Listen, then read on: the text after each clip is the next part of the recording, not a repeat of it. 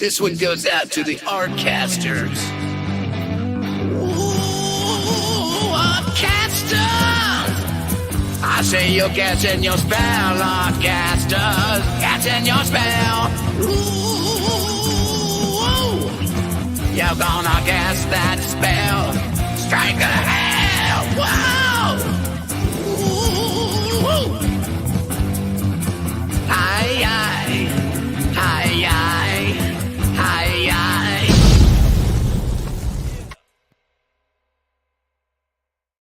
Welcome to the Artcasters. Such a dramatic intro. I love that intro so much. Thanks to Jim Lujan for making the amazing Artcasters intro and intro theme music with special guest Axl Rose. All right, well, let's do the rounds. We have a special guest, a returning guest that I'm really excited about. Good friend of the show and good friend as well. So before we introduce our guests, we'll just make the rounds and let everybody know where they can find us. I'm Joshua Kemble. You're on my channel. If you haven't yet, hit subscribe, hit the bell so you get notifications when we're about to go live. I should be doing some live streams while I thumbnail the next 10 pages or whatever of Not Death But Love, the strange supernatural story of Elizabeth Barrett Browning. So make sure you're subscribed so that you can tune in when that happens. And check out Jacob's Apartment and Two Stories. Yeah, that's my stuff. Those two books. I think there's only one copy of Jacob's Apartment left on Amazon. So be the person to get that one. No, in the whole of Amazon, only one left. Yeah, I mean, it does say like reorders will probably come again, but still, there's only one. Go get that one. That means they're moving, right? Exactly. Things are disappearing quick. Inventory is moving, so make sure you act fast. All right, Scott, where can everybody find you? As well as like if I'm in the Arizona area, where can people meet you? Yeah, so if you are going to be in Arizona or if you live in Arizona, I will be at the Arizona Comic Book Art Festival, and also Gary Hodges will be there, plus the guys from the Making Comics podcast, if you listen to that. So and a ton of other awesome creators. It's a very comic-centric convention. Just a one-day thing on Saturday. It'll be Saturday from 11 to 6. It's at I'll just give you the website, azcomicartfest.com. Reasonable ticket prices. So really, if you're a fan of comics, no reason not to go because there's tons of people. It's not like a big cosplay convention. There's not big celebrities or anything. It's really just focused on comics, which is kind of cool because we need more shows like that. So anyway, come check me out. Other than that, you can find my stuff at my website at circworks.com. Or on my YouTube channel. Just search Circworks on YouTube, Circworks Art Labs on YouTube, and you'll see some of the cool videos and stuff that I've been up to. So check it out. I love it. Making Comics guys too. Very good. I feel like we should do a wrestling promo and be like, Scott Lost, are you ready for Scott Circling to come and claim the Scott title? Because he's coming to the fest. Okay, anyhow, Corey, where can everybody find your work and check out your stuff, and also see and read some really interesting things that you might be writing? Yeah, the answer to all of those is on my email newsletter at coreykerr.com/email. And you can check out the YouTube channel as well. And you can go to coreykerr.com/videos to see that, or just, I think my link's in the description here. But yeah, I am juggling multiple projects. I'm trying to keep myself sane while I'm also doing a lot of educational content in the evening. So I'm doing one on contrast soon, but telling a story about how time is breaking down as well. So kind of out of order, which I think is appropriate for the subject. So should check that out. I love it. And it's a really interesting story. And as mentioned on the last stream, there is baby punching in this story. And that alone should make you want to see it just out of curiosity. Is it a bad, how is that a good thing? Apparently it is. And you need to go check it out. Babies and old peoples. And, oh my gosh. It's gonna get attention with that line. Yeah. Right. I love Yeah. it. All right. Our special guest is Mr. Kawagiwa, Chris Kawagiwa. How you doing, buddy? And where can people find you? And if they say wanted to meet you and they're in the LA area, where could they do that? I'm Chris Kawagiwa. You can find me on Instagram, a little bit on Facebook, but mostly it's everything on Instagram. Sketchboy01. And if you want to see my work portfolio, it's chriskawagiwa.com. Any way you spell that's probably going to find the right one because it's a pretty rare name. But yeah, if you want to come by our table at Artist Alley at WonderCon, my pal Ralph and I will have tables next to each other, and we'll also be doing a panel on key art on Saturday, I think. I'll have to verify the time. But yeah, WonderCon is our favorite show, so I'm super excited about it. It's like Comic-Con Light in Anaheim. It's at the end of the month.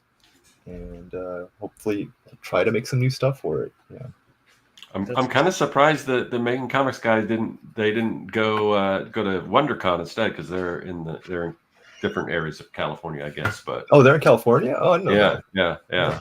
Oh wait, that's right. I met Keith at in Fullerton recently, and that's how I started listening to the podcast. And I heard Gary. I'm like, wait, everybody knows each other here. Yeah. Well, Gary kind of introduced. Gary kind of had to bridge the two worlds together, the Artcasters world and the Making Comics world. Oh, that's cool. Yeah, it's a small circle. Like comics is just an incestuous, weird world. Okay. So Chris, the topic is I think of interest because I think this will pertain to a lot of us. Corey's writing while juggling a lot of things. Scott's working on concluding a very long project, comic project, while Really also dead, right? working. Yeah.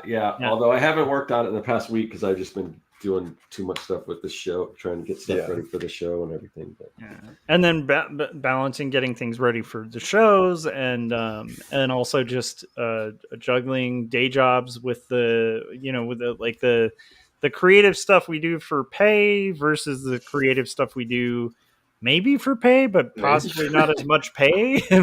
It's a lot of it's more like trying to create an original story.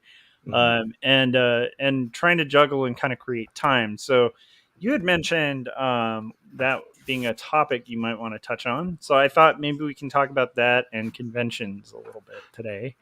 So Chris, just refresh everybody's memory of a little bit about yourself, because I'm sure most people already know.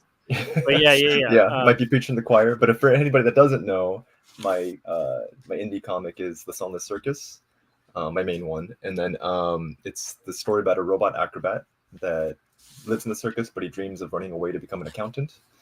And it started out as a silent, short 8-page story that I've tried to expand over a very long time, over years and years. So this is a very old idea that I had maybe 10 years ago, but I think the bug still bit me, and I kind of got excited about it because I think I called you, Josh. I'm like, you know what? I want to do my comic again. I know. I'm stoked. Which was kind of which I think you've always championing people doing their own work, and I actually had like a kernel of an idea to add to that universe, and I finally was starting to solidify it. And I kind of wanted to tell you just so I'll finish it, right? Which is kind of the impetus of like having groups like this, because I'm not going to get in trouble for not doing this, Yeah. But maybe if I tell people, I can make like a lock myself into it, what's it called? I think I heard about it. It's an Odysseus contract. You ever heard of that? No. So like when Odysseus wanted to listen to the sirens, right? So like in the Iliad, right? He wanted to listen to the sirens, but he knew that in the future he wouldn't be able to resist, right? So he asked his men to tie him to the mast, and the men plugged their ears with wax. So he's planning for the future by limiting himself now, right? Yeah. So by telling you was my way of pressuring myself in the future that I'll feel bad if I let Josh down if I don't keep doing comics. Yeah. That's basically you tied yourself to the mast. Right. Yeah. And even for this thing, I wanted, I think, when we want to talk about it, I want to be able to say I've made some progress, right? So like that kind of pressures you to, or me at least, to try to keep at it. when there's no external force or art director telling me to do it, especially Yeah. because it's not a gig, Yeah, it's funny how it's bizarre how money can be a big incentive. Like and like actual like tight deadlines, and so to kind of do your own thing requires like some like gerrymandering of your brain to like Mhm. to kind of try to kind of force yourself to have like some sort of progress on these projects. Um, yeah, actually that's kind of an interesting place to kind of spread it around, I guess. Corey, how are you kind of going about trying to make the time to kind of write? Because Chris was talking about like using the trick of like I'm gonna miss say it. Chris said it so much more eloquently, but like basically tying himself to the mast so he can cross past the sirens screaming. Just basically thinking in advance and kind of saying something so there's an expectation, creating an expectation for it. Corey, does that ring a bell? Does that feel similar to like what you're doing with your current story? Oh, Corey's muted. Oh, you're muted, Corey. I was gonna say no. I wish, because that sounds a lot more adult than what I'm doing at the moment. Um, so yeah, I'm a little bit in survival mode given what's going on. So I teach in two different emphases, and we lost a teacher, which affected both emphases, and so I'm teaching a significantly heavier load than I normally do, and Ugh. I had already signed up to redevelop this course. So I am writing out of necessity, like because I'm working like teaching during the day, and then I'm doing like course development in the evenings, so I'm writing right now as an escape, just so that I don't go nuts. And I'm also working on like a couple, like I'm doing that thing that you really shouldn't do if you ever want to like finish anything, where I'm working on like a bunch of different things at the same time. But yeah, it's all pressure release at this point. So I don't have a good one, but when I'm have a healthy balance in my life, I do kind of like set those types of things up, or make sure that I'm like moving the needle. If I want to set like a deadline, I usually like jump in and just start like brute force attacking the project, and I always have like a low level of anxiety for a while, until I realize that I need to like as Josh put it to me one time, like art direct myself, and so that I can get in there and I like, reverse engineer everything that I've done, and then I figure out like step by step like what needs to happen, how long I expect it to take, what I can do concurrently, what's independent or interdependent on other steps, and I do like a big Trello board or like a Notion board, or whatever. And then the anxiety goes away because I know whether or not I'm on track. And so then when people ask me like, hey, do you want to hang out, or do you want to do this, or, can you take on this client work or whatever, I can like with confidence say whether or not I have time to do that. Otherwise, I just like freak myself out and just work myself to ill health. So, but both ways are still really productive, though. Which is like, yeah, I mean that's crazy, because like it's so funny that you're writing as a pressure release, whereas other people might just do completely unproductive things like just play video games or just watch a bunch of movies, right? Yeah. Yeah. So it's really impressive that your release is still something that's like making things happen, which is yeah. I'm also like getting in the sauna that I built in my backyard like 3 or 4 times a week. That takes a that huge looked cool. I chunk, saw so- a vid. Yeah, that looked really neat. Yeah. That's really cool. I'm glad that you're putting that to use, because it looks like your own little like spa, right? A day spa that you have in your backyard. It's pretty awesome. Really cool. And I mean, That's with we just got like 18 inches of snow last week, and so it's nice and cold. The cold plunge in between the saunas is you've got to pick up the 3 inches of ice off the top of the water and toss it, and it's pretty chilly. So yeah, it's a good. I can't even imagine. I don't know Yeah. what that is. As a California kid, I'm like, what's this ice you speak of? How does it form outside it's weird. without a Like, refrigerator? I grew up in California too, so like I remember my dad being like, "Oh, it dipped below freezing last night," and he takes the garden hose and just sprays the frost off of the front of the car, and like if I did that, I would just have 4 inches of ice in the windshield now. Like Yeah. it would just add The to hose just situation. freezes like as the water's coming out. I'll I tell you keep I'll tell you the envisioning. weirdest thing. Oh, go ahead. I have a submersible underwater heater that I drop in this horse trough that we use as a cold plunge, so that it doesn't freeze too much. Interesting. So It is it's bizarre. just warm enough to not freeze, is what you're saying. It's just like Yeah, just barely keeps not it freezing. it keeps it Oh. like above 34. Wow. I keep envisioning the letter that you're going to write to the iPad, to Apple, about your iPad not holding up properly in the sauna while you're using your Apple Pencil. I'm just imagining you working away, illustrating in the sauna. Yeah, it's That's I- kind of a cool idea, though. Like, I think that's important to like decompress like that too. Scott, what about you? Like, what's your kind of scenario for budgeting time to, like, do you have like a way of kind of anticipating the sirens or whatever in your workflow? I have a way of biting off way more than I can chew. So basically, I'm sure it's the same with most of you guys, but I like for this convention, just as an example, I'll make a list of all the things that I need to get done. And now I'm at the point where one of those things, because I recently got like a new printer and everything. And I've been working my Cricut machine. And I've been working on these trading cards, wax pack trading cards, because I wanted to bring some to the show. And now I'm at the point where I'm like, you know what? I don't think I'm going to have this done. So I'm not going to bring those to the show. So, and before I would get upset about that, but I've just been through this so many times. It's just like, because originally I wasn't going to bring them. And then I'll always pile things on, and I'm like, okay, wait, I'm pretty close with these cards. Maybe I have enough to bring.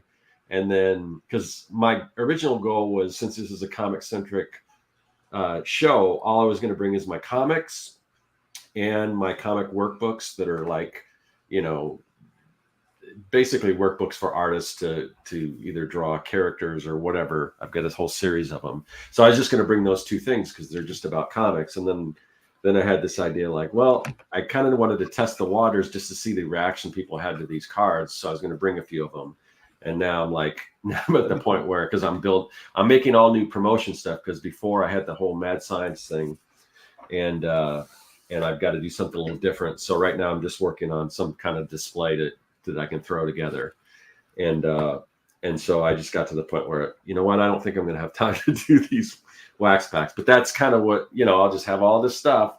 And then before I would get so upset, like, oh, it's not going to be perfect. But now I've done it so many times. It's just like, okay, so I don't bring these things. That's fine. I'm still going to be a fun show. And I'm more than anything looking forward to hanging out with friends and stuff.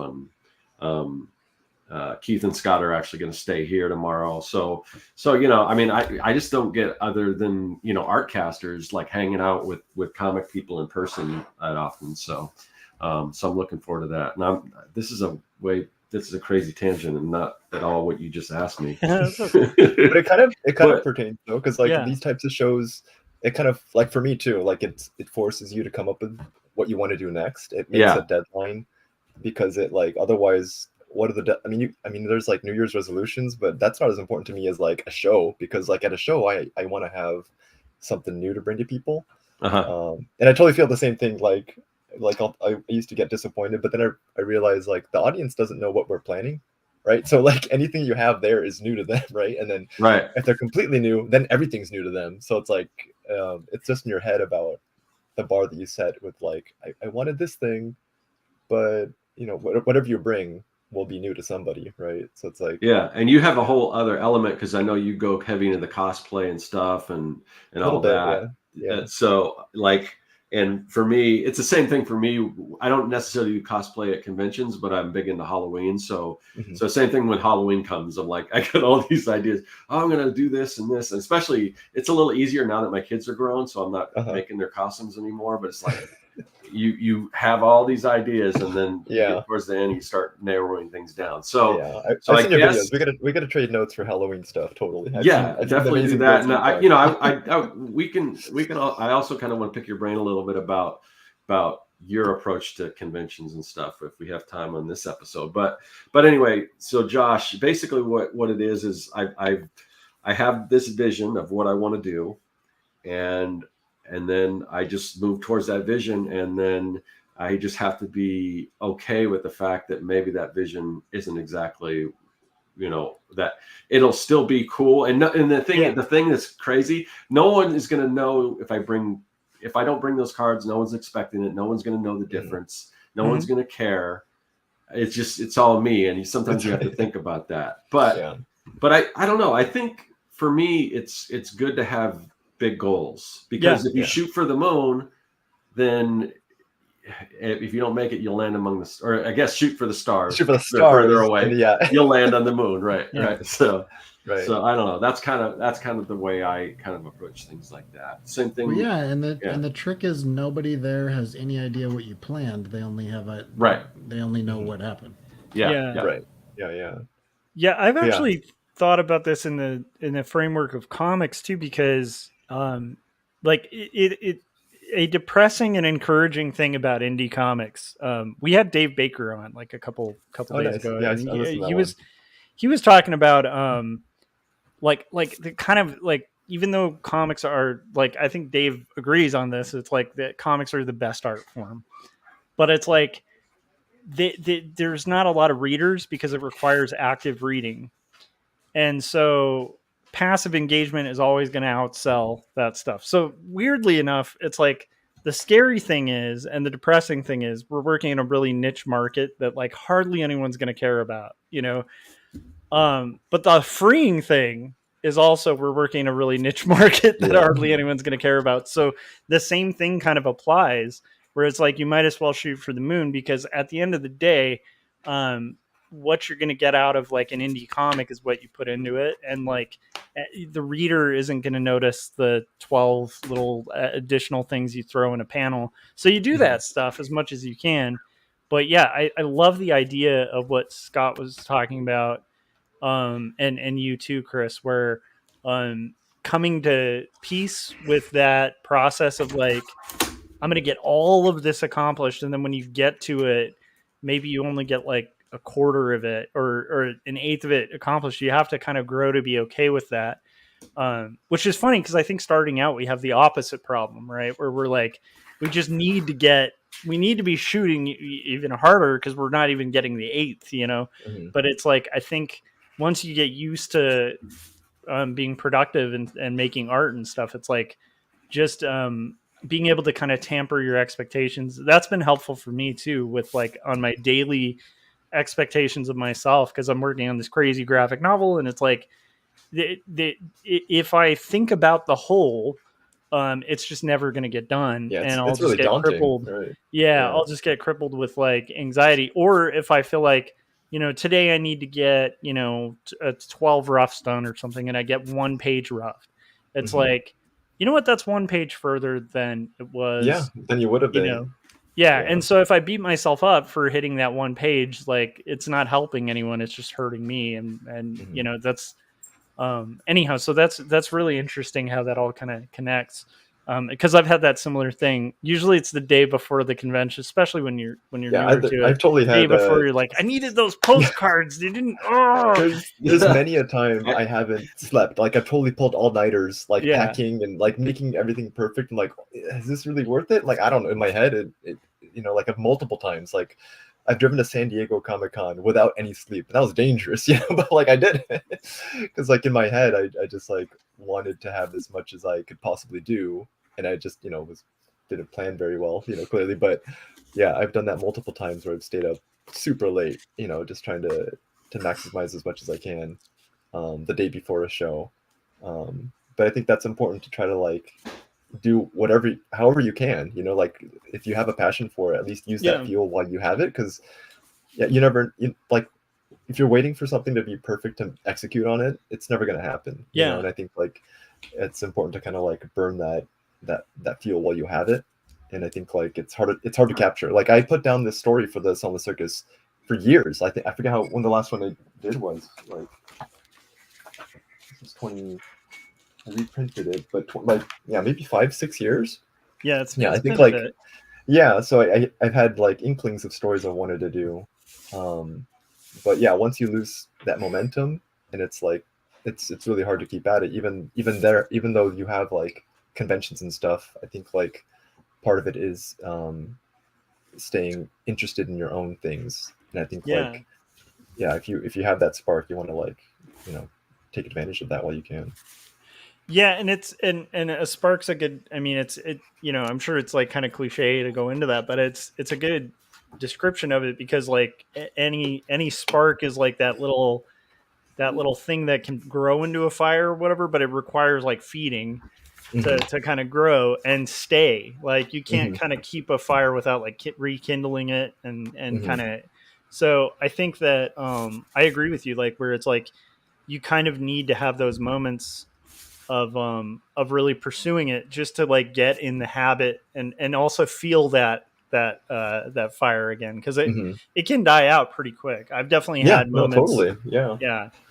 Especially like when you have other things like you know, work and career things where you're like, well, I'm being paid for this and I can't not finish this. I have to do this too. Family things where you're like, Sure well, I got a kid, I got to feed. You know, I got a kid who needs to be tucked in. It's like, you know, there's it's like you have like life gets you know, hectic, but it's weird because you were mentioning this when you were talking about the writing and stuff, but it's like it is interesting when you taste that again, though, when you kind of have the specific original creativity thing, like spark. There's something really fun about that like I don't want to have fade.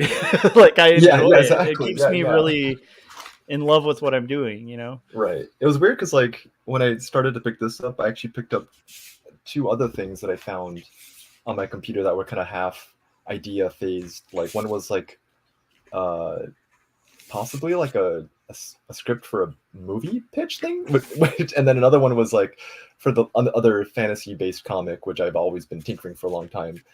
But once I started doing the circus things, I actually got kind of, my brain started thinking in writing mode again, and I actually would open up that doc. I'm like, you know, I've got something to add here, and I got a little bit excited about stuff. And there'd been so much time, I kind of was looking at it more like a reader, and I could see like this part sucks, but this part is like, you know, that part's pretty good. You know, I feel like that's kind of nice to have like a fresh pair of eyes, because I put it down for so long. It didn't feel like mine.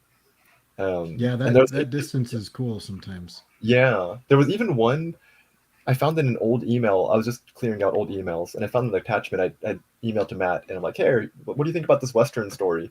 And apparently Christine and I wrote it, and I don't remember writing it. Like, but as I was reading this little treatment, it was like just one page, and like it's about this, you know, retired outlaw that becomes an actor on, you know, Western stage, and he's hiding, and like, this is actually pretty good. You know, like some parts of it, I'm like, that's kind of interesting. Yeah.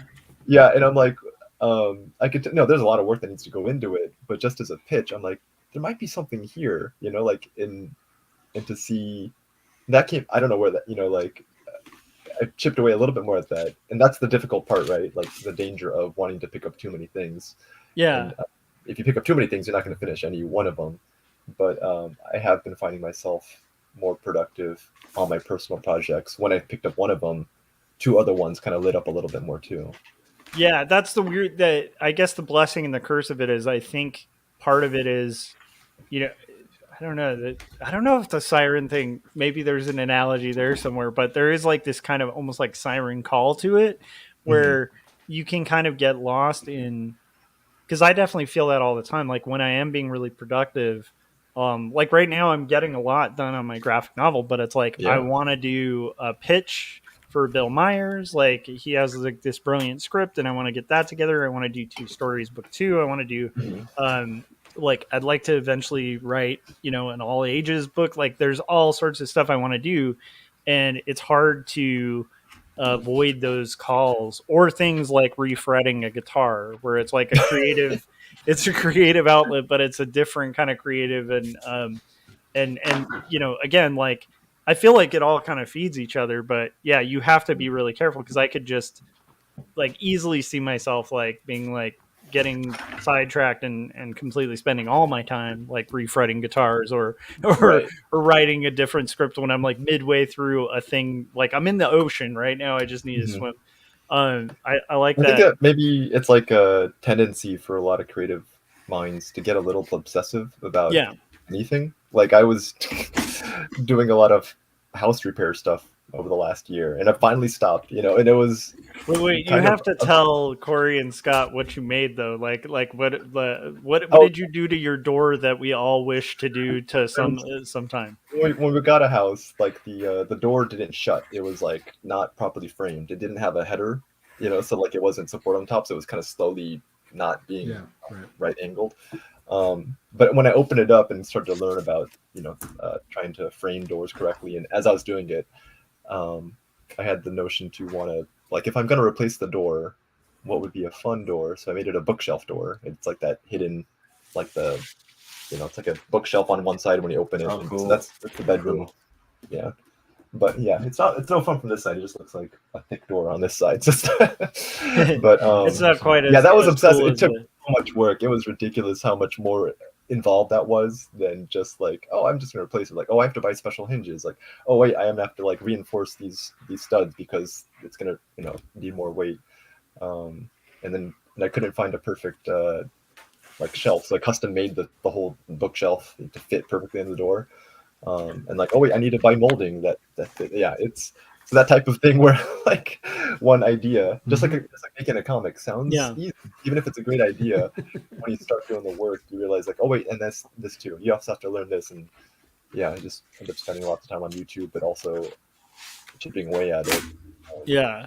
And with Yeah. creatives, it's like it's hard for us to like half do something where you're like, oh, I'll just kind of approximate it. It's like, no, if I'm gonna do this, I'm doing it. You know, like yeah, that's so cool though. The bookshelf thing. There's a couple people in chats kind of wanting us to read the chat, so I think we should. So I haven't noticed. Okay. Gaz has joined us. How's it going, Gaz?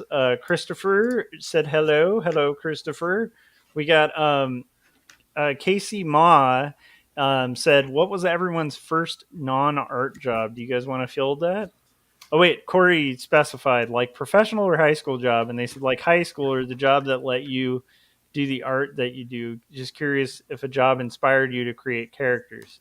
Okay, interesting. What do you guys... I Chris, can go. you want... Oh, go. My first non-art job was digging trenches and holes for spas for my dad, who had a swimming pool company. In my head, I had like a Cool Hand Luke image. Like, we're just digging ditches, and that's like, well, you're part of the chain gang. And on his break, Scott's eating all the eggs. Yeah. Yeah, I love it. Keep Scott away from. Oh my gosh! Now I'm blanking out on what those are called. Those little the parking meters. There you go. Oh, yeah. the parking meters, Yeah. right? I don't know what. All right. So, Corey, what about you? I First guess job. It depends on when you count first, but I think when I was 10, I mowed people's lawns. When I was 12, I worked on my grandpa's farm in the summers in Death Valley. Wow, that sounds I guess sweltering. Yeah, Sultan sounds like it was not fun because like he wasn't growing foodstuffs, and so he could water it with treated sewage, and so I was like wading through. I was wading through the treated sewage in like 110-degree weather, weeding like cotton and sugar, not sugar beets, but like baby's breath. And anyway, it was I think fun. you win the prize for like most difficult place in the hottest place in the world, trudging through sewage to grow. He's like, I was that like- wasn't Oh my that gosh. strange of a job. I was just out in the my middle of Death Valley wading through human Yeah. feces. Like it's just You get to I'm tell your just kids, ruined the It human. your kids have it It easy sounds- compared to how dad had it. You know, like you get to Yeah. totally claim that completely. You know. Oh yeah, like really early on, people were like, "I don't feel for your kids because they're never." Like when I graduated college, I was just like, "I don't need a bed," so I just like slept on a couch in a studio apartment for like a year and a half. I love it. Anyway, Oh my gosh. You're roughing it, yeah. But it builds Yeah, character, yeah. right? Yeah. oh yeah. But I my first like job that wasn't, I don't know, like weird odd job stuff. I worked at a pharmacy stocking shelves, and because I'm Mormon, they were like, he's probably not gonna like drink all the alcohol, and so like I was in the freezer Steal a all the lot, amphetamines. like yeah, That's kind no, of I, brilliant to I stocked have. like Yeah. the wine and the beer, and I was just some Yeah. teenage punk kid. You're the trustworthy teenager in the whole Right, town, yeah. right? They're like, this kid, he's good. He's good. Yeah. I was thinking, so there's my just a side tangent, but my girlfriend, she works for a company that's owned by Mormons, and so if they have an event, if there's like drink tickets or something like that, it's just like, okay, send them over to me. Oh yeah, I'm real popular at like conventions and stuff because I'm always like, does anybody want to? You got a free drink ticket? Yeah, Yeah.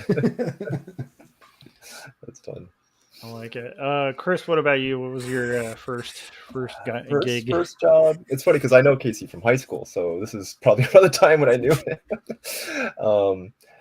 The first job was a dishwasher at a Japanese restaurant, and it's under the table. I wasn't even supposed to be working, but I was feeling very, wanting to have my own money and Yeah. trying to be independent pretty early on. So I didn't mind it. It was I definitely think it's really super helpful when you're younger to do the stuff that's not glamorous, to appreciate, and especially if it's a service job.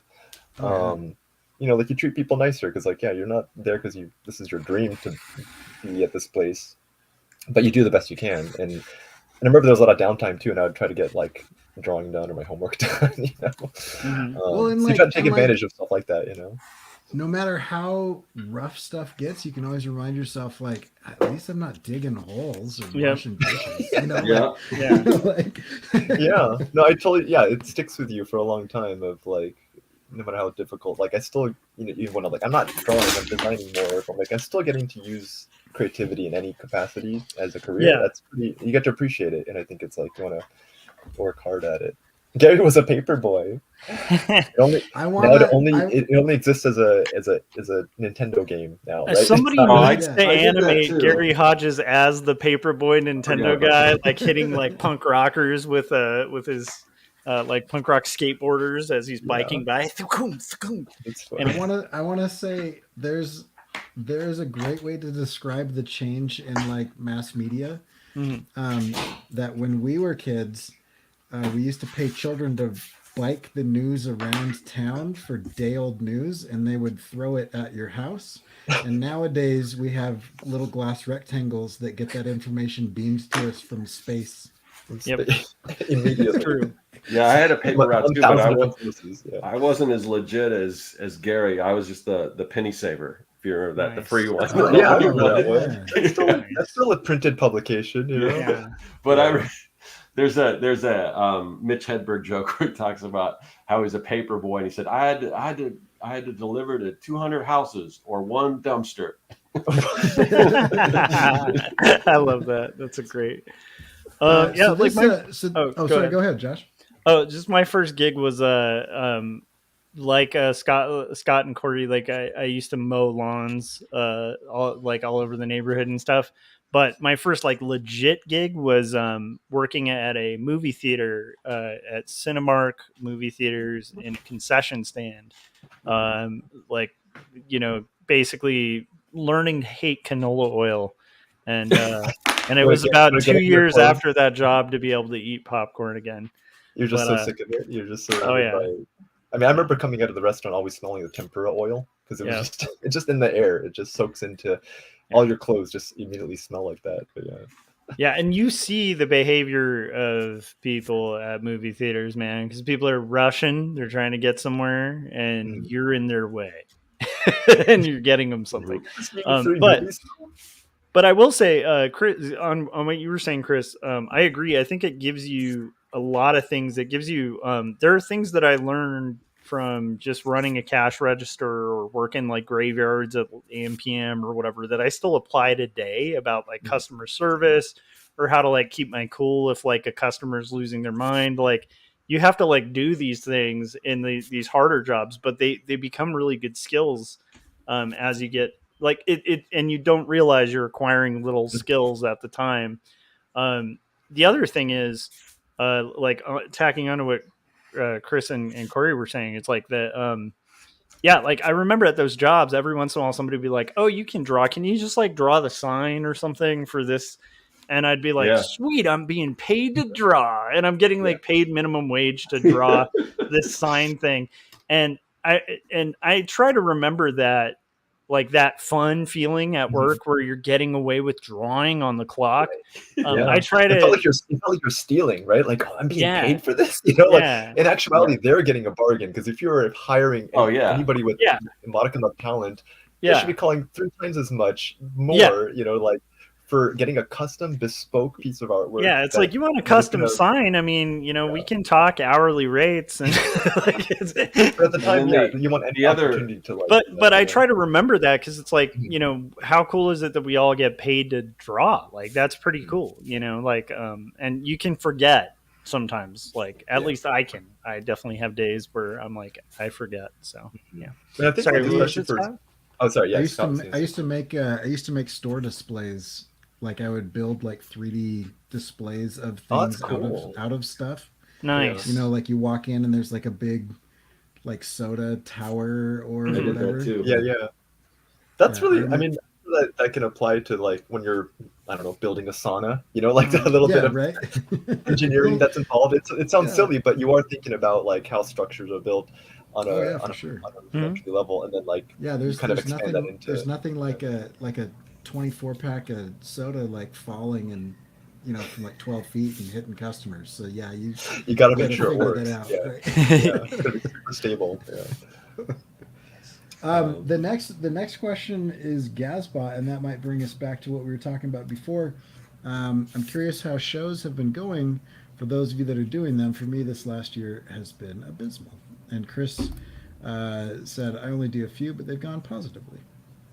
I'd let Chris answer that because this is the first show that I'm going to do in a while, and I wouldn't have done it if it wasn't just comics, So no, I don't do that many shows, especially after having a kid. I haven't really been able to do too many on the road things, and I'm only doing this one because I'm really close to Anaheim.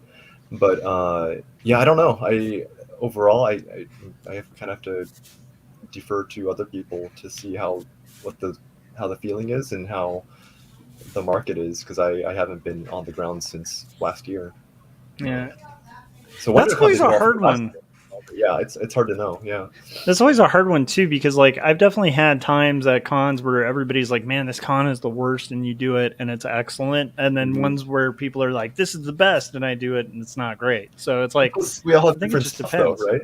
Yeah, because every single person's comic is different. Like there's people that rely entirely on fan art for their base. Other people who have, I mean, even between our comics are very different, right? Like they're completely different genres and tones. So it's like trying to guess that audience, and so much of it's just also timing too. Just like luck of like one person saw things and like we've shared the table before. You know how it is. Like if there's one person in line, it can kind of domino effect into like, easily. What are they in line for? I want to see what happens, Yeah. It's hard to guess whether it's that type of thing because it's not like a straight, like completely equal playing field where everybody is there at the same time with the same amount of exposure. Like the placement makes a difference. So it's hard to know what makes or breaks a big show sometimes.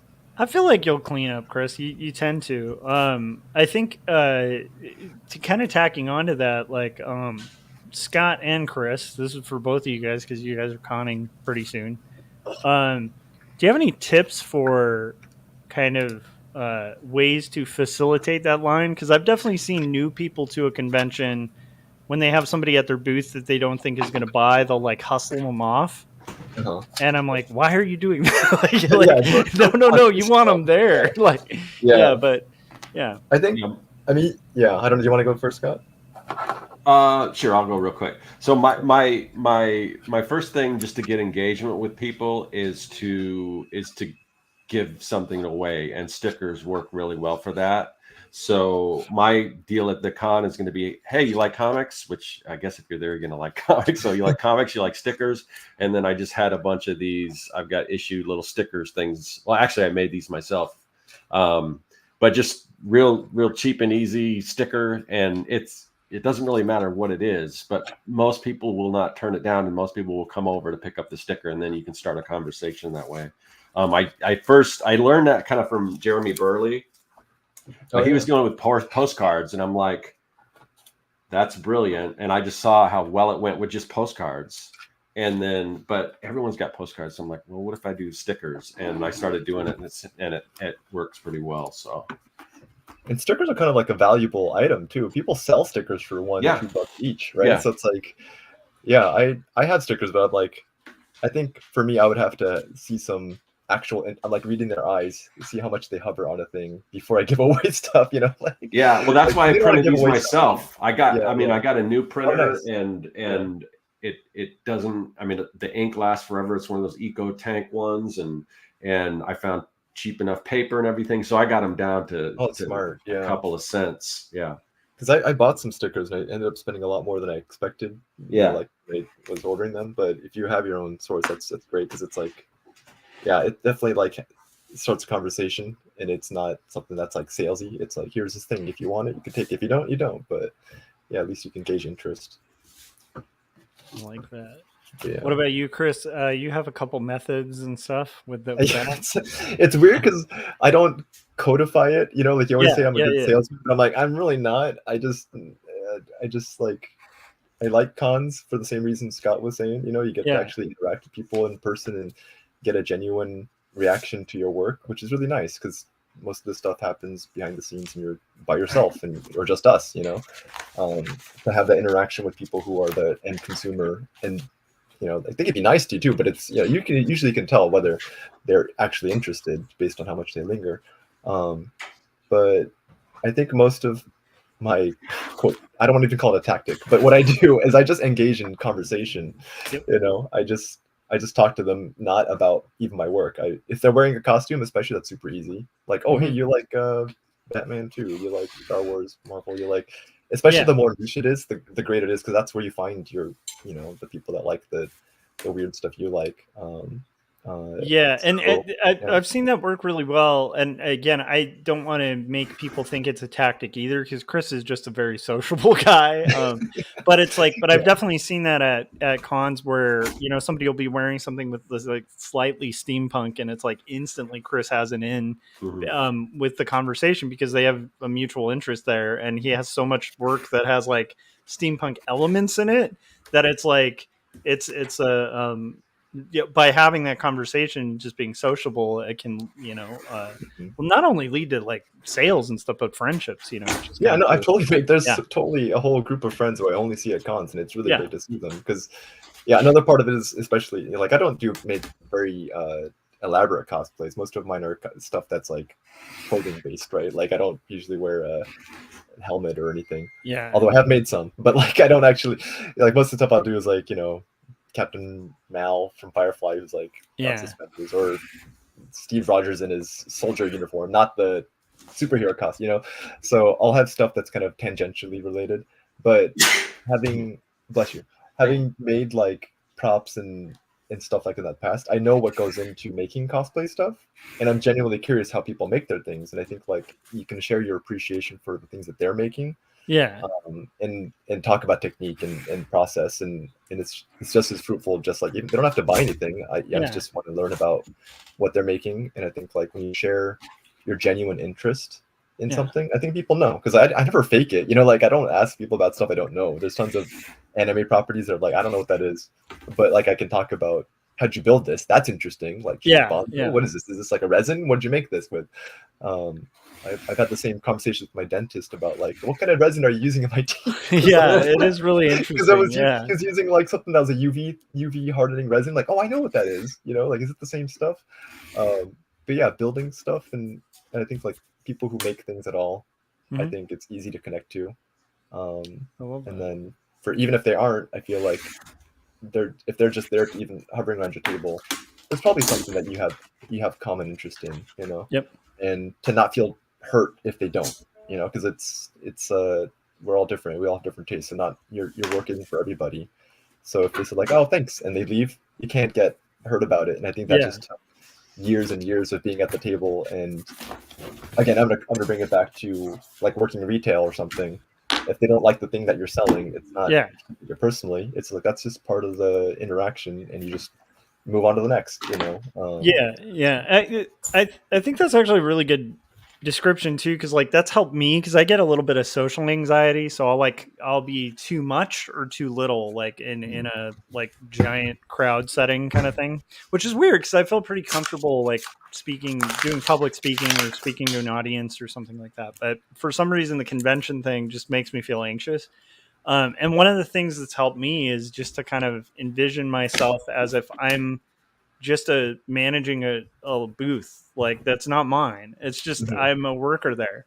I think that actually helps too, where you if you start viewing it like you're a teller, you know, you're a teller at a job, and it's not my money I'm managing. You know, I'm just helping move this stuff. And like like we've done this, but it's so much easier to talk about. Like when we've tabled together, like I can talk about your stuff for ad nauseum. Oh, easy, yeah, it's totally normal, and it's like it's so much easier to talk about somebody else's work because it's not just like. Also, the interaction is that if they don't like it, it's okay. You're not going to hurt me, right? I didn't do this, but isn't this cool, right? Like that's why it helps to have buddies there, or you know, like someone who's just kind of like knows your work and knows what it's about. But, or like a whole podcast worth of guys. The crazy thing is we didn't. And a wrestler can take somebody down if they. We didn't request any seating or anything, but somehow all four of us got right in the same area, right next to each other. Oh, see, that makes me feel like I should have booked it. Corey should have booked it because we could have had Artcasters row. That was the goal. So. Hopefully, maybe next year. Next year, Chris, you should jump in on it too. We can have. Where is it again? You're Arizona. Arizona Comic Fest. So the second year, Gary did it the first year, and he did really well because people are there for comics. You know, if you have comics. Yeah, I'm glad to hear that. You know, it's nice to know that there's. I remember when we did Ape years ago, Josh, and that's a place where people are there to look for comics. They're not there for my fan arty stuff did not do well there. It was like they wanted to know about what's this comic about, and it was nice, you know, because it's like, certain shows attract a different audience, and it's nice to know they're out there. Yeah, but Arizona would be fun. I mean, that's close. That's not like flying across the whole country. So I feel like if we could get an Artcasters row, that would be incredible, because we could also just be like, oh, like, by the way, while you're here, go to that guy, and like we'll all, I mean, that would be amazing to have a whole row, because you become like a curator where like even if they're not interested in my stuff, where it's like, I don't like fantasy anything, I want something I don't know, like a gritty noir novel, like, oh wait, well, Paul Pate's got some stuff here, like, then let me show you this stuff, like it's because there's probably something along, because we all have a diversity of different themes. So if somebody comes by, they're like, oh man, I love zombies, we're like, boom, Young and the Dead, go over there. I love the 80s, Young and the Dead. Zombies scare me personally. I'm a scaredy cat. Zombies scare me, but check this out. Got me an amazing zombie comic. We got Paul here saying, I've got Chris's comics. They're fantastic. Sorry if you guys already went over that, but I just got here. And I got Paul's comics too. We did a trade. It was really nice. It's got a lot of pages, man. It's really, that's another thing that's nice, is like it's nice to see other people working on their things. Yeah. Like I think I'm way more productive when I'm watching you work on stuff, because like I'm not going to just passively be watching. Like I feel like I need to work on my things if I'm watching you working on things, right? Yeah, 100%. I think that's part of why I like live streaming when working too, is like I feel like I'm hanging out with other people while they're working, and so it's like there is like that studio drink and draw kind of vibe to it, where you just kind of feel pressure to work along, which I think is kind of cool. I mean, we used to do that all the time with I mean, I just go illustration to your, stuff back in the day. yeah, when you're nearby, it was nice. I could just go to your house at any odd time at night and just would get a lot done, Well, and we were both on like weird freelance lifestyle schedules too, so it was like, hey, I've got a deadline I'd literally tomorrow. go home at dawn. Yeah, I would go home in the morning. It would like the sun would come up, like I should probably go. It's like I have a deadline tomorrow at like 10, so I have to pull an all-nighter. Want to come over? It's just it was fun. I'm glad we had those. Yeah, it was. I couldn't do that now. I think I can't do that either. Yeah, there's been like a few all-nighters I've had to pull for a client, like 1 or 2 this year, and you pay for them for like weeks at our age. Now, when we were in our 20s, I feel like that was manageable, but I did one a couple weeks ago. I just miscalculated how long something would take, and I did an all-nighter, and oh man, that felt like I needed a week to recover from that. Yeah, it really knocks you out. Okay, so real quick, talking about that, like all-nighters, timing, stuff like that, trying to kind of tie it back. What do you like? So currently, how are you kind of working in the times now that you have the spark, and like what's kind of working, like what's not, what's your experience like with it right now? It has been tough because I'm still kind of at the whim of when my kiddo goes to sleep, I try to get as much work done as I can. Yeah. But sometimes she won't take her nap, it's, I think, trying to I have my regular sketchbook, right? So like, it's just my pick everywhere one, but I made a dedicated sketchbook just for I found this circusy looking book. Oh, nice. And it's kind of crappy. It's not even like good. It's lined paper, right? But because it's kind of crummy paper, I'm less precious with it.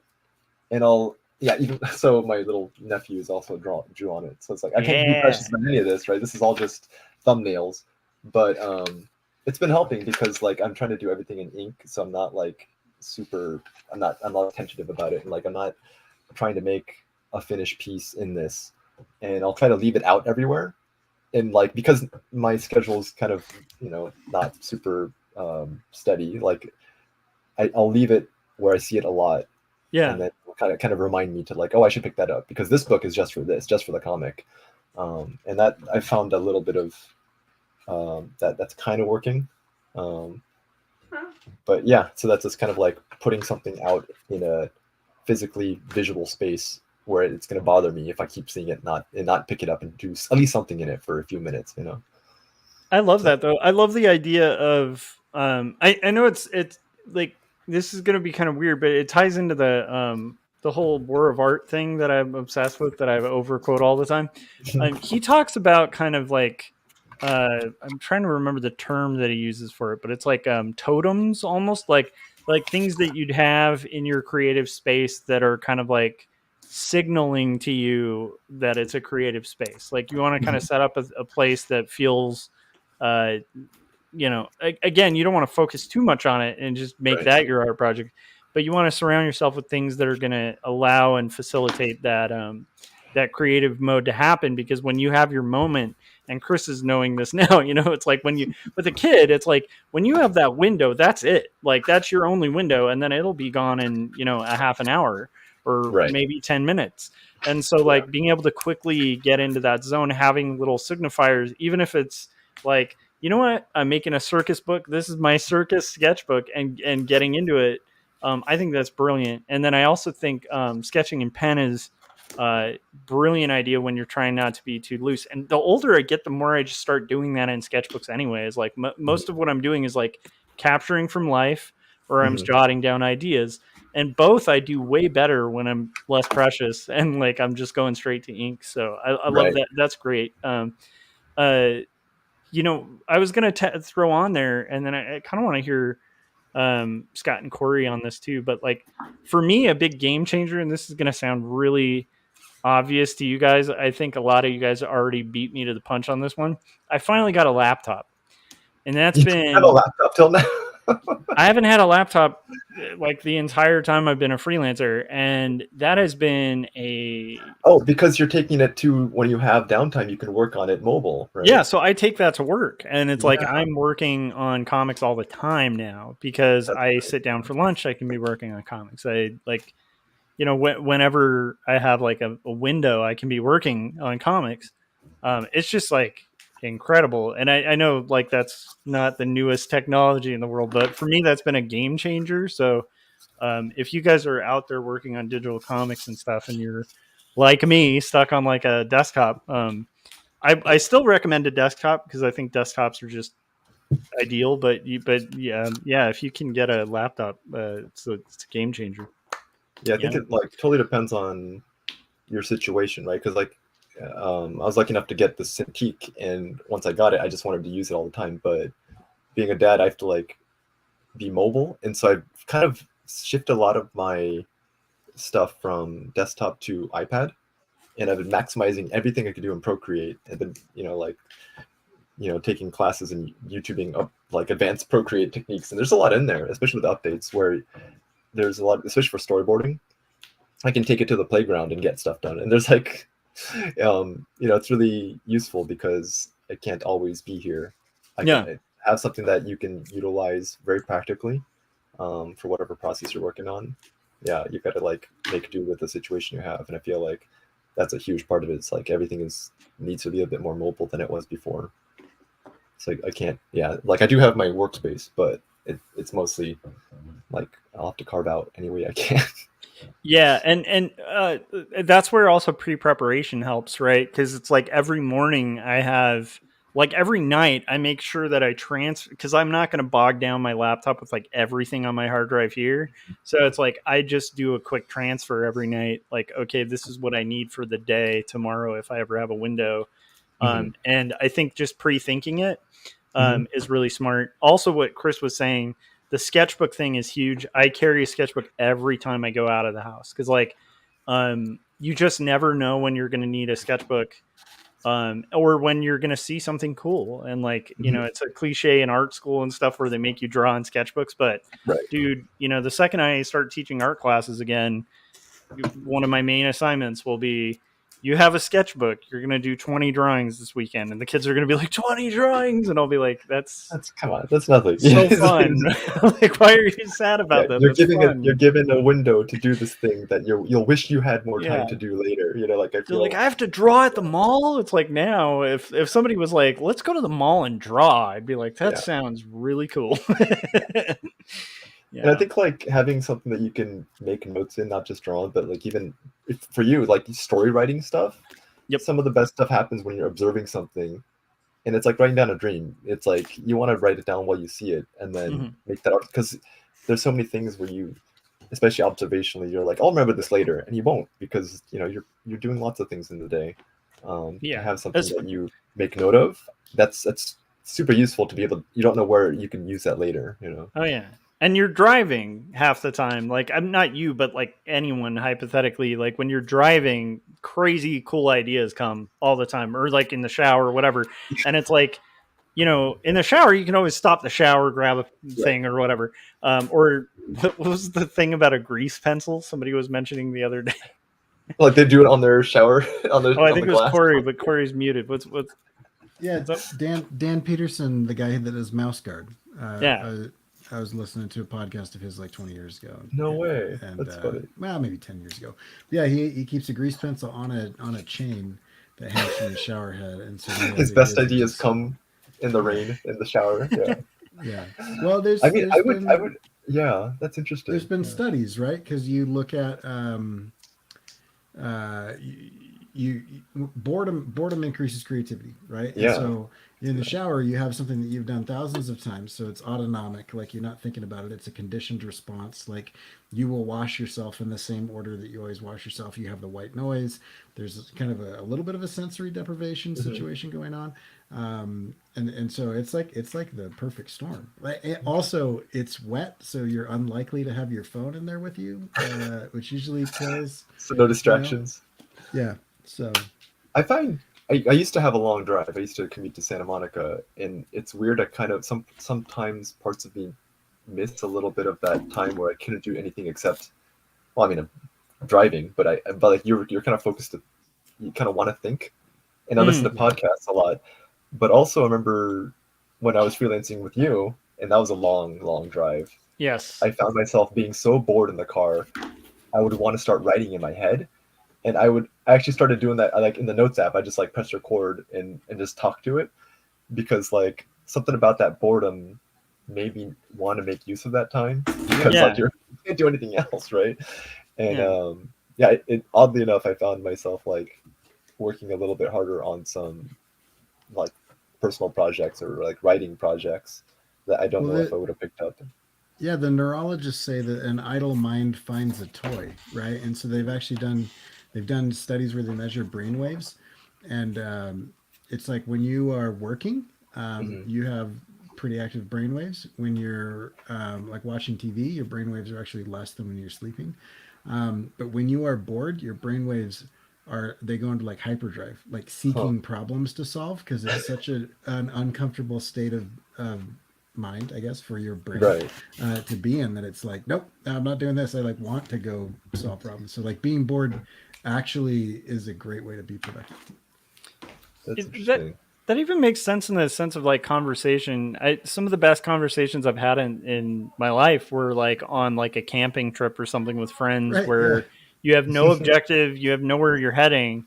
And so you kind of allow yourselves to be bored. And by being bored, you have these excellent conversations, like, because nobody's trying to get anywhere. And so it allows you to kind of delve into interesting things, which I think is you're literally like sitting in the dirt around a fire. Like it's very like protean, you're just like, It's like, this is what humankind has been doing for millennia. We're telling stories around campfire or asking questions, or doing like crazy like somersaults if you're Chris Kawagiwa, like around campfire. I'm just remembering some Kawagiwa campfires. Used to. I don't know about that anymore. So Scott, like, what about you? How are you? Well, I mean, you said obviously you're doing convention prep and stuff like that, but like prior to that, you have gotten a lot of progress done on the latest issue of Young and the Dead. How have you been working that in on top of a million videos and like being a parent, and then also, like doing all the freelance and work and all of that? Like, how have you been managing to find time, Scott? Yeah, so I basically kind of continue on doing what I did for the 100 Days of Making Comics, but I don't report on it. I set aside like an hour. Well, I think the challenge is 30 minutes, but I usually set aside like an hour a day, and then I just I work on my comic. And it's been there's been times where I haven't put that hour. There's like stints where I something's going on where I have to take a break, but I always get back to it. Like right now with the convention, I haven't been putting in my hour or whatever. The other thing, and I've mentioned this a couple of times, but that Scott lost advanced comic method, the Slack method, basically working on whatever part of your project you want to at the time, you feel whatever you feel like it. The idea is that even if you push all the stuff you don't like till the end, so you just jump around. It's non-linear. You don't not working on page 1, page 2. You could go, there's this really cool scene from page 5 that I want to go to before I even start page 1 or whatever. And you just do what you want to do. And then like I said, even if you push all the stuff you don't want to do towards the end, by that time, there's only a few things left to do and you're in the home stretch. And so it seems it's worked pretty well for me. So that's something that I implemented this round, and I got further and faster than before any other issue on my comic. So have you had days like, because I remember thinking about it and realizing, when he was talking about it, where I was like, yeah, there are days where like I'll get home and be like, man, I really want to draw like a face, and then I have to draw like a crazy background, and I'm like, darn it. Or the opposite, where I'm like, I don't feel like drawing people. I want to just draw like scenery. It's kind of cool, the idea that you could just come home and like whatever that mood is, like service it with your project. Yeah. So have you found that to be the case? Like, have there been days where you're just like, you're like, man, I really want to draw a zombie today, and like you get to draw a zombie, and then like the next day, like I'm gonna draw, you know, a 3/4 perspective of an arcade. Because I'm crazy, like, but like my point is like, has it worked that way for you? Like in some ways, yeah. I mean, I tend to like to get the stuff I don't like out of the way first. yeah. So sometimes I'll just go and I'm just going to go backgrounds or whatever. But just yeah. I mean, it's. I think it's different for anyone, for everyone. I mean, but there's definitely it definitely plays with your psyche and everything as far as it seems like it goes faster because there are times where or there may be a time where it's not necessarily what I want to do, but it's just like okay, um, certain things that don't require like say the inking part or whatever. I mean, of course, pencil before you ink and everything, but if I've got so many pages penciled and maybe instead of penciling the next page, I want to go back and ink a page just because I don't want to have to think about concepting or anything like that, or just so that type of thing is just whatever kind of works better for where you're at. Yeah, I like that. Makes sense though. Yeah, I like those two examples are perfect because like I'm thumbnailing stuff right now, and that takes so much brain energy because like that's literally the first thing, and like I wouldn't be able to do that now, you know, but I could be maybe inking or coloring while we're talking, right? Yeah, because like that still is like it takes effort, but it's kind of like autonomic, right? Like you're kind of there's like a process that needs. It's like art production where you know what needs to be done. Like flattening a comic doesn't really require as much like creative juice for your brain when you're like actually writing the story. That requires a lot of quiet and I think that's a smart process. I think to divide up different things you can do. Yeah, that's part of why when I have like thumbnails and I'm live streaming, you'll notice I rarely ever will have a conversation with somebody live when I'm doing that because I'm walking through the thumbnail like verbally. So I'm like, okay, I need this panel to be like I need to be thinking it out loud because if I start thinking separate, then my thumbnail is just going to suck and like it's not going to communicate what I need it to, and like that's where you really are getting into the like problem solving of the art is like that thumbnail. So a trick I was going to mention that I've been employing that's been helping me is also to because I have to take a lot of I've had a recent change of career, and so I've had to take some more freelance than I usually would. And what I've been doing to kind of balance freelance, the work, and the comic is I will actually do comics as a reward for my freelance. So I've like psyched myself out to think that working more is a reward after work. So it's like what I'll do is like I have to get this thumbnail done so I can get it to the client, and then as a reward I can work on a comic page. And it's like oh my god, you and Corey are so productive, and like even your rewards or something for that. It's like my reward is like I'm gonna go eat a pizza. But that is smart to think of it as like psychologically. I've heard of this trick. Somebody like didn't like working out, but she would associate something positive. Like she would only watch her favorite show while working out, like on the treadmill or something. Oh, that's so now she would think of like, well, I don't want to do my run, but I want to watch the next episode. And because those two are connected, the negative connotation of like the dread of having to do it became less and less.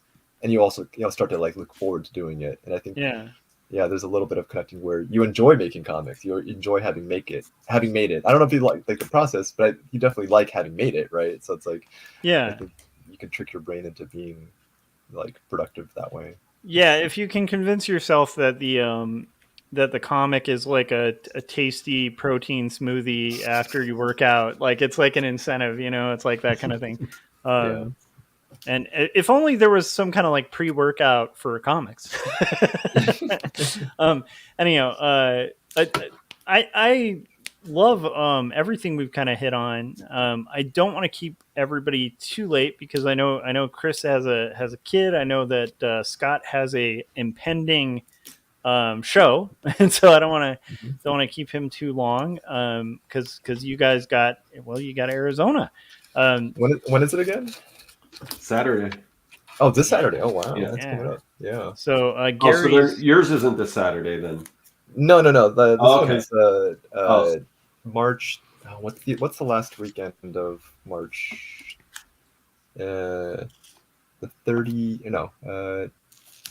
28th through 31st, I think. Okay. But the panel I'm doing is on Friday of WonderCon at 8:30, room 210, and it's about key art. So it's about like yes. making movie posters, and it's such a different part of my career, which I like not as a comic book person, but as a designer. This is where I freelance art direct for Foundry LA.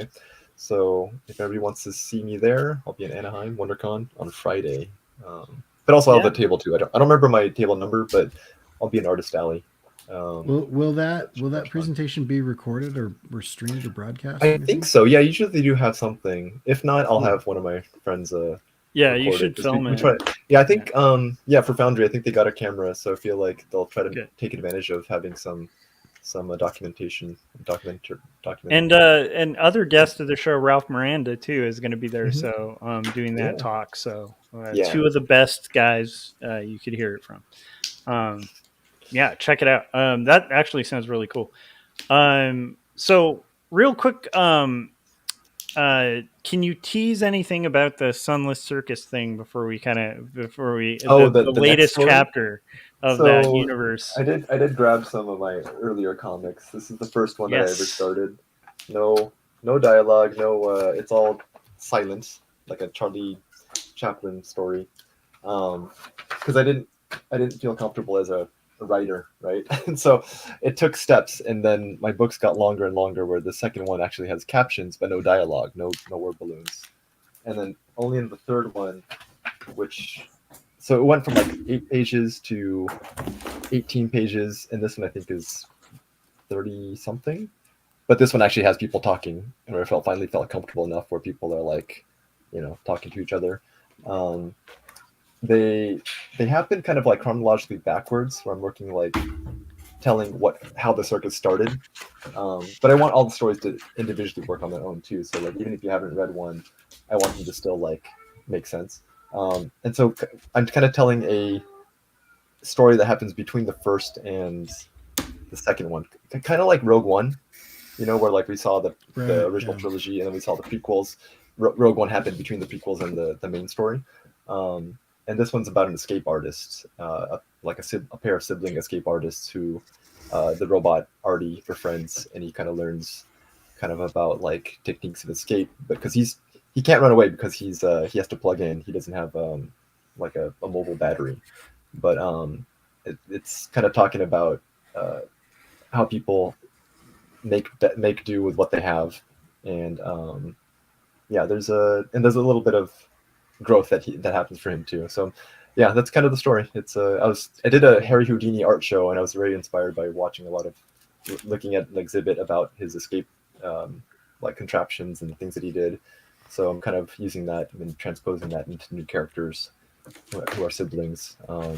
That is my own story. So that's kind of it. Yeah, I have to work on that pitch. I don't think it's as solidified but the story's not completely done yet either. So I'll have to workshop some stuff as I develop it, and hopefully you can help me out with that.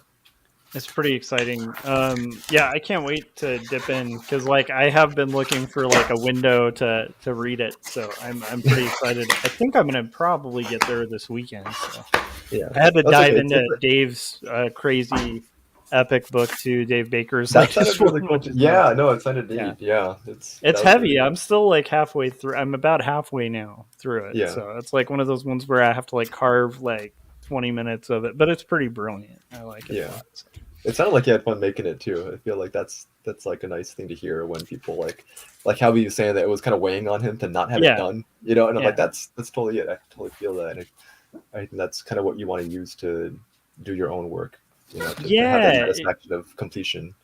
Yeah, it's that unspoken thing, right, with art, where if you could care less about it when you make it, like why would anyone care when they like? It's weird. It translates. You can I don't know. It's weird. I've definitely seen art where it's like on paper technically good, but I can just there's something about it that's just kind of like, nah. And I can tell the artist didn't care, or at least I feel like I can tell that. Whereas I think when there's a passion, you can kind of read it, you know. Cool. All right. Well, is there anything we didn't get to, Chris? That we I think want? that was pretty good. My kiddo just woke up, so I think timing is pretty good. Okay. No, that was a lot of fun topics and conversations. Awesome. Well, thanks for coming on the show, Scott. Why don't? Oh wait, you're gonna close out because you let it. But so that's great, and stay tuned also, and pay close attention to Scott if you're in Arizona when he does close out because you could meet him on Saturday. So in person, in the lab coat and everything. All right, so let's call it. So Corey, where can everybody find your stuff? You can find me at CoreyKerr.com. Just making sure I wasn't muted. So just myname.com. And if you want to join my email newsletter, I have been getting a few people jumping in on that, so that's cool. I am writing a book about people becoming unmoored from the present moment and slipping in time, and what that does when you literally can't be present with the people in your lives. So if you want to read those scenes out of order as they come to me and as I write them unedited, then jump onto the newsletter or subscribe to me on YouTube because I'm doing kind of readings of those as well. Cool. And then if you want to learn kind of some foundational things that will help you make better images, whether that be photography or film or illustration or animation or design, then jump on my email newsletter and my YouTube as well, because I'm doing like a foundational deconstruction of like advanced thinking about the basic principles. And so we will be doing a big one on how to use contrast and why that is one of the basic human perception things that happens in vision, and how you can use that to control the hierarchy of your images. So yeah, I love the last one you did. That was really good. It's really well put together. Yeah, thanks. Yeah, I'm going to be poaching a lot of Corey's vocabulary if I get back into the teaching business, because you're very good at like breaking down ideas. Like a lot of these ideas have been around, but the way that Corey breaks them down and kind of explains them is just it shows you how long Corey's taught. Like he's really an expert at it. And I love your vocabulary too when you deliver it. It's just I don't know. It's an interesting way to do it. All right. I want to close with Chris and Scott. So I'll go because I want. Usually people go with first or last links. So if you haven't yet, go to my channel and you're on it. So hit subscribe, hit the bell so you get notifications when we're about to go live. And if you want to read a comic that's like if you took my goodness, I'm blanking out on my own pitch. If you took Eternal Sunshine for the Spotless Mind, and you put it in a blender with Ghost World, and let that flavor, you would like the doomed romance of Jacob's Apartment. And also, if you like a story that is a deeply confessional story about learning how to deal with depression as well as panic disorder and caring for somebody with panic disorder, as well as growing up in a weird, creepy Christian institution. It's an interesting autobiographical story called Two Stories that switches between two different styles of art. And I will at some point get decent at pitching. Those are the two. So check out Two Stories and Jacob's Apartment. All right. With that being said, Chris, one more time. By the way, as Chris mentions the links to, they're all in the show notes, including Kitten Rivet, which is business with his wife as well. But that's all down there. But Chris, where can everybody find your stuff one last time? So my website is chriskawagiwa.com. That's mostly portfolio stuff. You can follow me on Instagram at sketchboy01. I started to this year try to do more in progress stuff. So I'm putting up more sketches. Like for example, I'm working on some tarot cards for the Sunless Circus. So I'm in. I feel the itch just like Scott with making trading cards of some collectible cards of some sort, which is it's a task, you know, because you gotta make a bunch. But yeah, I'm gonna be posting more stuff there, like my storyboards and my personal work. I'll try not to flood it with so many kid pictures because even though they get more likes, I kind of want to put more of my art out there. So yeah, you can follow me there. It's probably the easiest way. And then Kitten Rivet is my wife and I's joint thing, and we show at some shows like that. We might be at Bob Baker Day. That's but I don't want to confirm that yet, so I just asked. So, but yeah, most upcoming kind of thing is WonderCon at the end of March. Cool. Yeah, we'll be there in Artist Alley. All right, and watch Chris and Ralph do their panel as well. Okay, Scott. All right, all this craziness, things bounce back and forth. So after you let people know where to find you in person on Saturday and find your stuff, let them know how they keep track of this crazy lunatic Axl Rose run thing we have here. Yeah, so if you want to see where we're going to be next, meaning the show itself, we do this show every single week, pretty much without fail, but it does rotate between the three of our channels. We have a different guest, a different topic, all that stuff. So it can get a little confusing, like, oh, whose channel is going to be on or whatever. You don't have to worry about any of that if you join our mailing list, because all you do is you'll get a link, which you didn't get today because I've just been crazy busy. But typically you get a link in an email, or join the email newsletter. You get a link. We don't spam you or anything. All we do is let you know about 30 minutes before we go live.